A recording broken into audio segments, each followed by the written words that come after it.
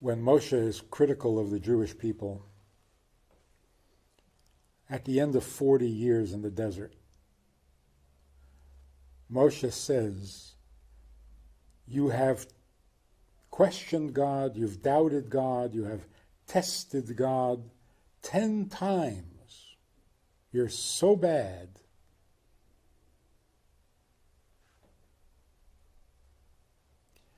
You know, 10 times in 40 years, that doesn't sound so bad.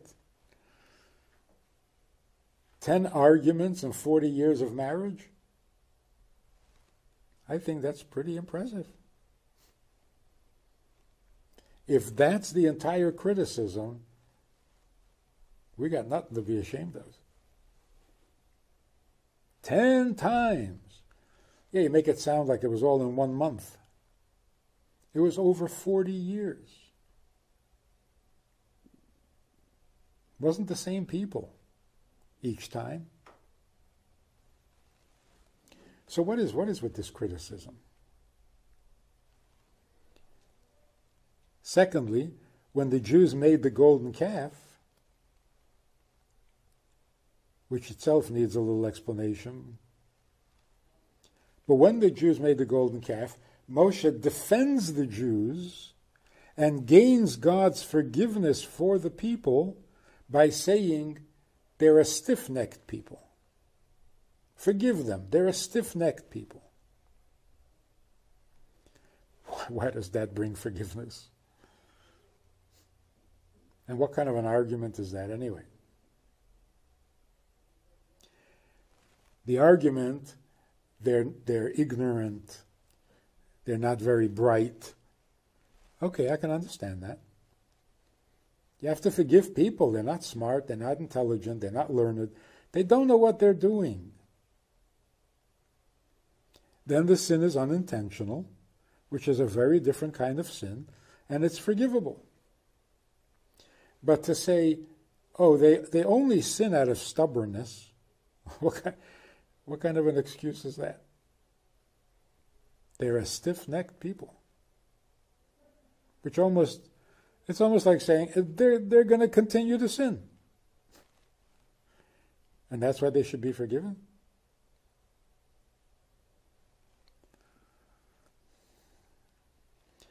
And really, what was it about the people? You see the plagues that brought you out of Egypt. You were there at the splitting of the sea. And you still wonder, what are we going to drink? There's no water here. So God makes water come from a rock. Convinced? Can you calm down now? Can you trust a little bit? No. How about beef? Can he give us beef? Oh yeah, sure, he made water come out of a rock, but can he bring beef? What kind of people are these? And then they run out of water because Miriam died, and all of a sudden they say, hey, where are we going to get water from? It doesn't make sense. Every time there's a little bit of a crisis that takes a little divine intervention, they lose hope. What is that? The spies come back and say, can't do it. Sure, God can make water come from a rock, he can make food come from heaven, he can make the sea split, but he cannot capture this land.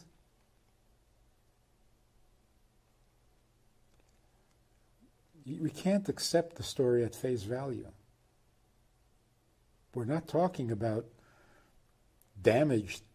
mentally damaged people.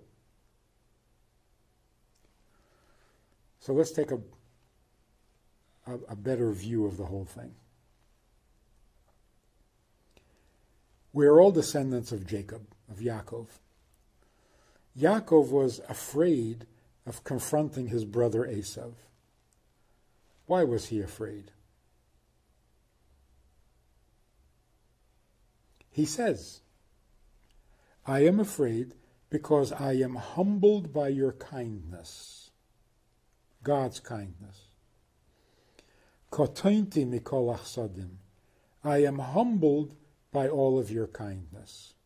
Which means, the kindness you have given me so far is way more than I deserve, so I cannot hope for more blessings and divine intervention in the future. I've used up all my chips, if I ever had any chips. I deserve some blessings because my father was a big tzaddik and my grandfather was a big tzaddik. But I think I've used up those merits too. You have been very kind to me. Now I'm afraid. Yaakov's descendants have the same attitude. We didn't ask God for the miracles in Egypt. We didn't ask God to split the sea. But once all of that happened, the people were humbled. How much can you ask of God? Now we're in a desert and there's nothing to drink. There's no water. Expect God to perform another miracle? Why? By what merit? So now we got to find our own solution. So they come to Moshe and they say, what are we going to do? And if Moshe would say, rely on God, their answer would be, you know, you need to deserve miracles. You can't just expect them. So it's not they doubted God's ability. What they were worried about is how infinite God's kindness is going to be.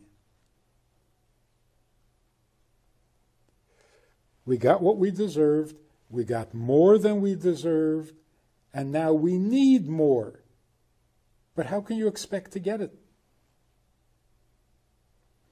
Esav, on the other hand, had a very different attitude. No matter what he had, no matter how much success he saw, he thinks he deserves more. That God owes him. So this is the nature of the people in the desert. They didn't question God's abilities. They were convinced, with each passing miracle, they were convinced that that was the last one. We are overdrawn at the bank. There's no more there for us. We haven't done enough to deserve more miracles. So it's really a compliment to the people. So what does Moshe say? They are a stiff-necked people. Not a criticism, but a compliment. What does it mean to be a stiff-necked people? There are some people who are very quick to believe. You tell them things are going to be good, that's all they need to hear. They're fine. Why will it be good? How will it be good? They like hearing good news, and when they hear it, they accept it without any further questions. The Jewish people are a stiff-necked people. God keeps promising, I will always take care of you. I will always be there for you. If you need a miracle, I will be there.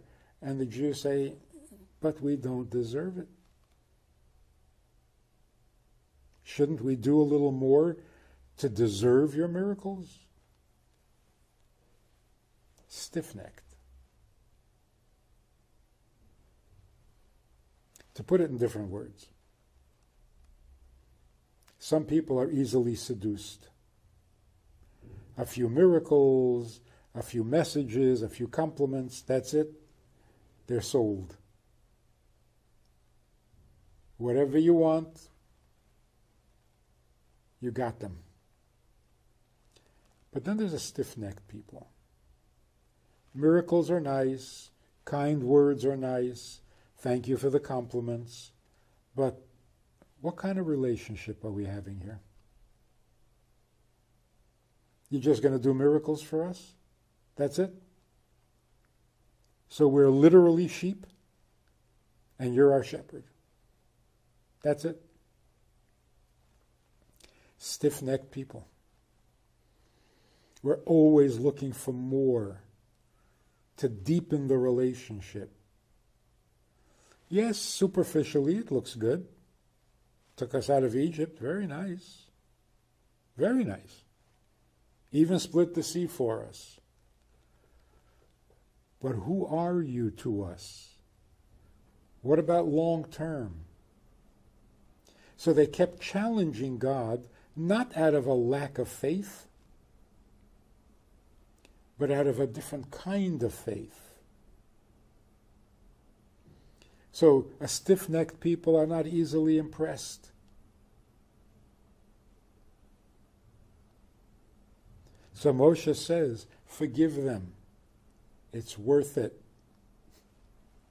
You'll put up with their stiff-neckedness because when the relationship develops, they will be powerful.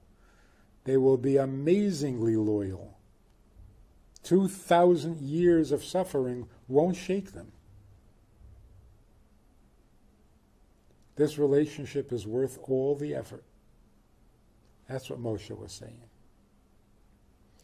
There are people who believe in you as long as things go well.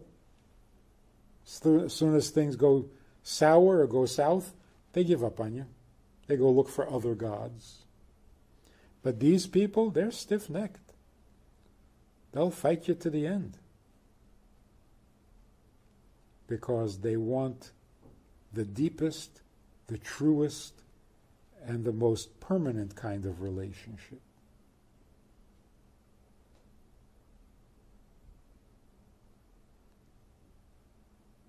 So at the end of 40 years, Moshe says to them, you're so difficult 10 times, which means you deepened your relationship with God 10 levels. Other people would have been content with the first. He took us out of Egypt. That's it. He's our hero. Whatever he wants, we'll do.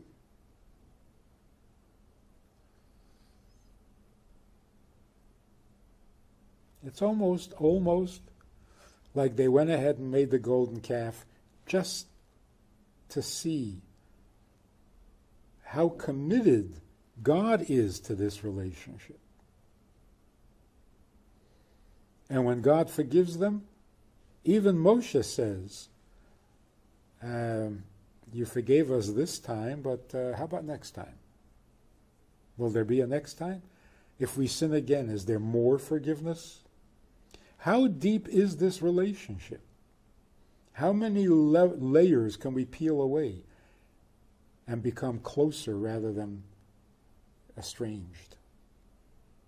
So we're talking here about a very profound process of merging, of closeness, of going beyond simple faith.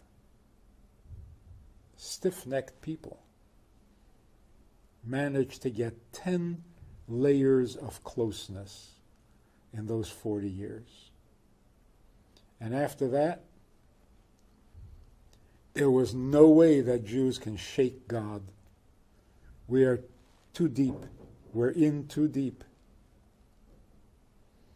Destruction of one temple, destruction of a second temple. You'd think we'd give up. No.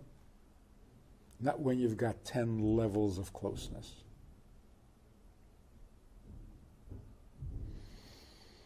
Now we expect God to respond with 10 gestures of His to show us His side of the relationship. When Mashiach comes, we are told we will sing the 10th song.